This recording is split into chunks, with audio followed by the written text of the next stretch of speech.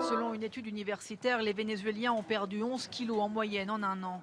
Et les premières victimes de la faillite économique sont les enfants. C'est l'heure du repas dans cette association. Manifestement, c'est appétissant. Et cela se régale. Normal, avant de venir ici, certains, affamés et trop faibles, ne pouvaient plus aller à l'école. Cette petite fille de 7 mois souffrait, elle, de malnutrition à son arrivée. Elle pesait 2 kilos de moins que la moyenne. Une pénurie alimentaire est envisageable. Il est encore temps d'agir et de trouver un remède. Les OGM sont-ils le remède à une éventuelle pénurie alimentaire au XXIe siècle? Tout d'abord, il faut comprendre la notion d'OGM. Qu'est-ce qu'un OGM?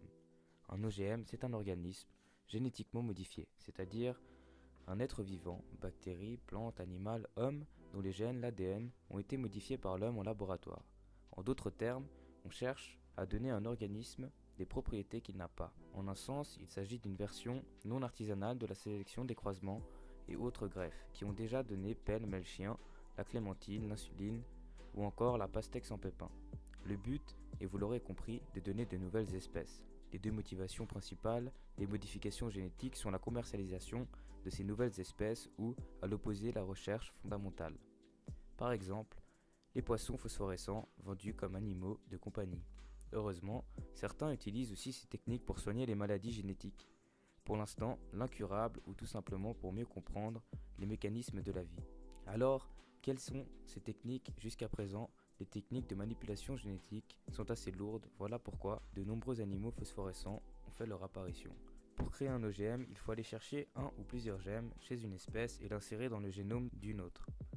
La méduse a un génome plutôt simple et on connaît le gène codant la production d'une protéine phosphorescente. Ce fragment d'ADN est donc transféré dans les cellules d'embryons et scientifiques ayant une connaissance très poussée de l'ADN de nos jours.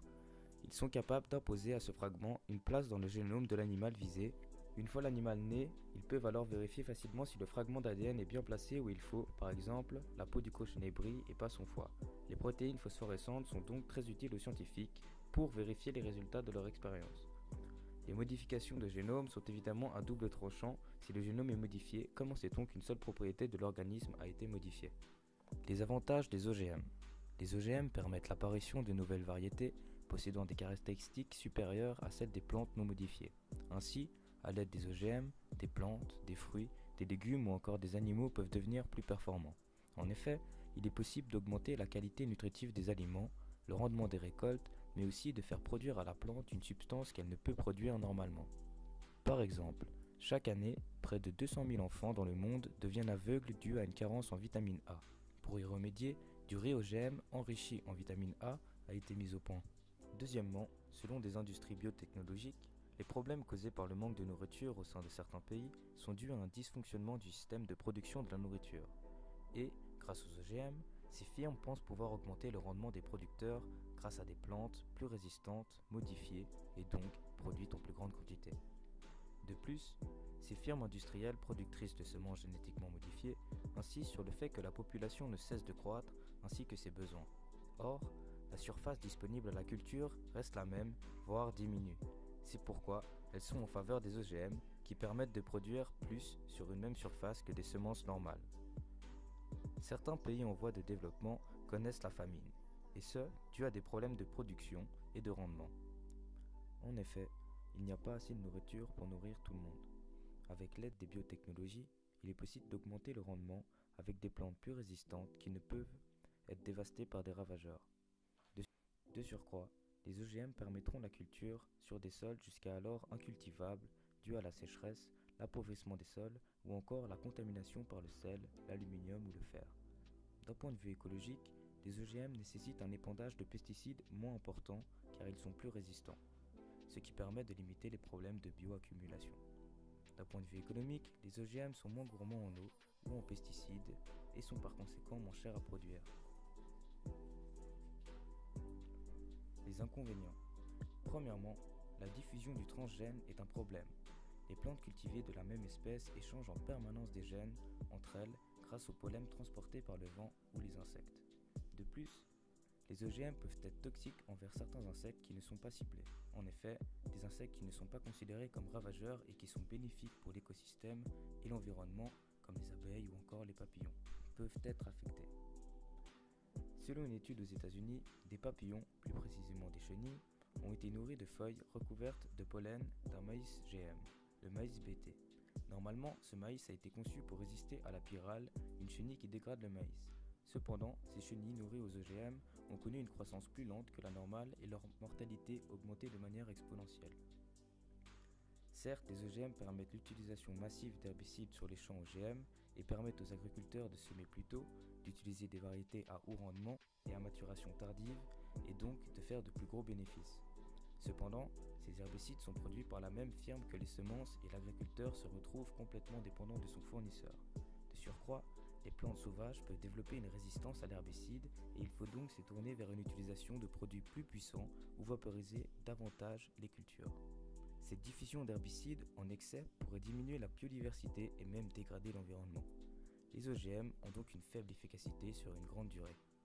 En ce qui concerne les risques pour la santé, les OGM ingérés entrent en contact avec les bactéries de nos tubes digestifs et peuvent échanger leurs gènes, ce qui peut provoquer des cancers. De plus, un certain nombre de plantes OGM contiennent un gène de résistance aux antibiotiques, et les scientifiques craignent que ce gène entre en contact avec le tube digestif animal ou humain et rende inefficace l'utilisation de certains antibiotiques. Il y a également des risques d'allergie. Les allergies alimentaires sont provoquées par les protéines, elles-mêmes codées par les gènes dans l'ADN. C'est pourquoi introduire de nouveaux gènes dans un organisme, c'est donc introduire de nouvelles protéines et ainsi multiplier les risques d'allergie. Enfin, il y a un gros risque économique. En effet, les semences sont rendues stériles, ainsi les agriculteurs ne peuvent donc pas les replanter et se retrouvent obligés de racheter de nouvelles semences chaque année. Un monopole est donc créé par ces firmes biotechnologiques. On nomme cette technique Terminator. Les solutions. Limiter les pertes post-récolte est une solution envisageable. En effet, les grains pourrissent lors du stockage à la ferme, les attaques d'oiseaux sur les récoltes ou encore le développement de moisissures, comme des champignons ou des bactéries, représentent à eux seuls 10 à 15% de pertes à la production mondiale. De plus, les pertes à la consommation comme le pain rassis, restes de repas, etc. pourraient être acheminées vers les campagnes et au mieux servir de nourriture au bétail ou constituer du fumier. Il faut défendre la forêt et privilégier l'agroforesterie, car ces dernières années, beaucoup de terres ont été défrichées pour gagner en surface cultivable et augmenter la production.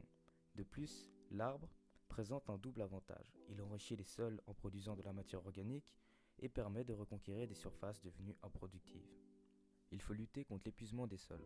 En plantant et en adaptant les récoltes aux saisons, recourir à des semis sous couvert végétal, moins destructeurs pour les terres labourées. Les insectes peuvent être une solution à la crise alimentaire. Ils se reproduisent plus vite que leurs cousins à quatre pattes, ainsi les pays en voie de développement pourront s'alimenter sans avoir à acquérir de terres et à faire d'énormes investissements.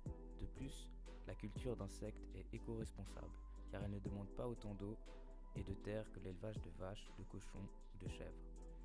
Enfin, les insectes possèdent une qualité nutritionnelle équivalente à celle du bœuf, du poulet ou au poisson, ou voire même meilleure. Par exemple, le criquet peut devenir un substitut au bœuf. Il possède la même quantité de protéines mais avec davantage de fer. Régler le problème des mauvaises répartitions des richesses et des ressources nutritives. En effet, les riches pays d'Afrique connaissent de grosses famines alors qu'ils exportent leur production agricole vers les pays industrialisés, ce qui est totalement paradoxal car les pays avec des sols riches sont souvent les plus pauvres et les pays européens ou américains sont la plupart du temps en surproduction.